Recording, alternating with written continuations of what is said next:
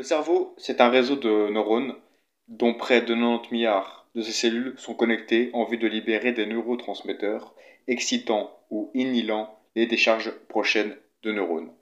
On compte une centaine de neurotransmetteurs, même plus, utilisés allant de la petite molécule à de grosses protéines, comme les acides aminés. La dopamine est au cœur d'activités motrices, ainsi que les systèmes de récompense, lors de certaines activités comme manger, accomplir une tâche ou un objectif, et encore bien d'autres, préservant notre bien-être et activant la sensation de plaisir. Les neurotransmetteurs et les hormones sont complémentaires. Ce sont des messagers chimiques du système endocrinien.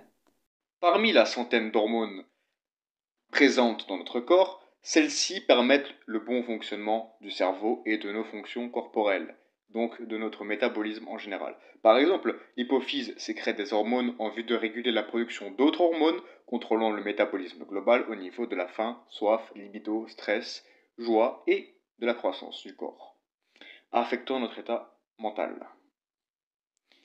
Les hormones de la joie sont donc la dopamine, l'ocytocine, l'endorphine et la sérotonine. Deux hormones sont influentes dans nos états émotionnels quotidiens, l'ocytocine et la sérotonine.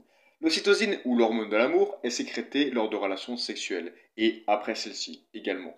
L'accouchement et l'allaitement pour la femme, et plus globalement pendant des activités comme la socialisation, en aidant les autres, etc.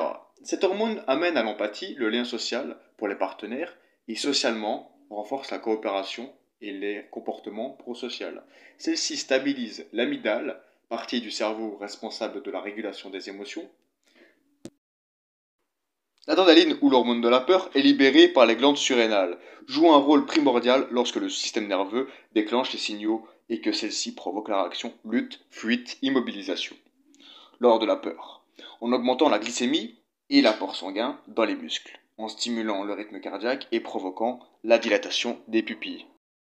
Les hormones telles que la sérotonine, fabriquée dans l'intestin, régulant par ailleurs le sommeil, la mémoire, l'appétit, l'apprentissage et l'humeur, l'adrénaline et les endocannabinoïdes sont sécrétés pendant l'activité comme l'activité physique. Et écouter de la musique, regarder un film, méditer, donc être en état d'éveil, être dans la nature ou encore absorber les rayons UV du soleil. Celles-ci permettent la sensation d'euphorie, une meilleure réaction immunitaire et la libération de la testostérone et de l'œstrogène, les hormones sexuelles masculines et féminines. Les endorphines sont conçues comme étant des antidouleurs, libérées en cas de blessure, de lésion et ont une propriété analgésique. Les endorphines étant des neurotransmetteurs, cela expliquant l'addiction que certains sportifs ont vis-à-vis de leur sport, interagissant avec les récepteurs opioïdes du cerveau, comme par exemple la morphine. Le rêve est une activité inconsciente du cerveau, nécessaire à notre survie et aux recharges de nos batteries. Pendant le sommeil, diverses phases se produisent. Nous avons la phase NREM et la phase REM. La première phase, la NREM, se constitue en trois phases. La première phase, on l'appelle la transition. Les ondes θ ayant des ondes de 7 à 4 Hz et les ondes alpha de 12 à 8 Hz vont diminuer. La phase 2, la relaxation profonde, principalement dédiée aux ondes θ. Et la dernière phase, le sommeil profond, avec les ondes delta, moins de 3 Hz. Si des ondes alpha sont encore émises, il y aura un manque de sommeil chez l'individu. La quatrième phase s'appelle sommeil REM. Elle est donc paradoxale, étant donné que nous sommes en état d'éveil. La phase de sommeil où notre mémoire traite nos souvenirs positifs et négatifs, et où nos émotions sont régulées lors du rebond REM. Parlons maintenant concrètement comment fonctionnent les ondes émises dans notre cerveau lors de phases de sommeil ou lors de phases d'éveil. Les ondes gamma sont celles avec le plus d'ondes, allant de 120 à 31 Hz. La grande activité cérébrale et l'apprentissage approfondi sont ce qui la constituent. Ensuite, nous avons les bêta, où 16 Hz vont de 30 à 13, et cela constitue l'état d'éveil normal. L'alpha, de 12 à 8 Hz, est l'état méditatif en état de relaxation.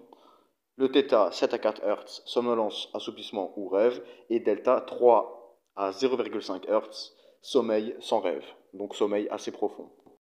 Passons maintenant au manque de sommeil.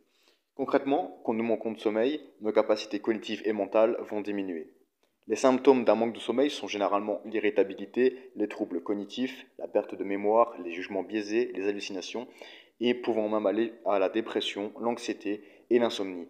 L'insomnie étant une forme d'anxiété chronique, cela mènera à plus de fatigue et à encore plus de perte de sommeil. Passons maintenant au questionnement le plus présent, comment bien dormir. Il y a quelques points à mettre en place, comme garder la même routine du lever du coucher et avoir un environnement sombre pour faire fonctionner son rythme circadien et avoir des bons taux de mélatonine à l'heure du coucher, faire des siestes dans la journée, diminuer les exercices physiques très tôt le matin ou tard le soir, limiter les écrans avant de dormir et s'il y a des difficultés à dormir, lire, écrire ou méditer. Deuxième partie de cette vidéo, la méditation. Le bouddhisme ou encore l'hindouisme préconisent le lâcher-prise, la connexion transcendantale, la spiritualité, dans le but de développer sa propre conscience. La méditation améliore la réponse immunitaire, stabilise la tension artérielle et baisse la fréquence respiratoire, permettant ainsi une baisse du stress et d'un maintien et d'une stabilisation du système nerveux sympathique responsable des comportements en cas de sentiment de menace ou de peur.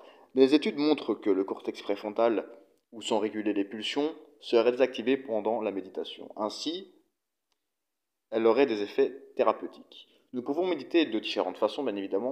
Par exemple, la respiration silencieuse, écouter de la musique qui est une respiration sonore, chanter, rire, pleurer, bouger ou en faisant l'amour.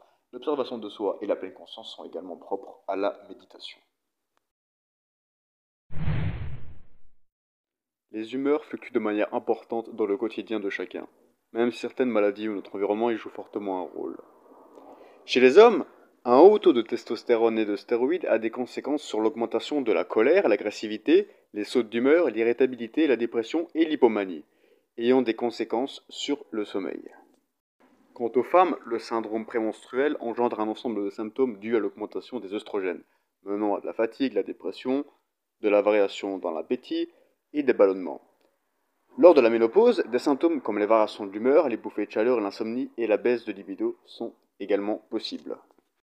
Lorsque nos états émotionnels sont problématiques, une routine de vie saine comme par exemple éviter la caféine, l'alcool et le sucre, faire beaucoup de sport, bien dormir et avoir une alimentation équilibrée permettent de stabiliser notre humeur. Parlons maintenant du cycle des émotions.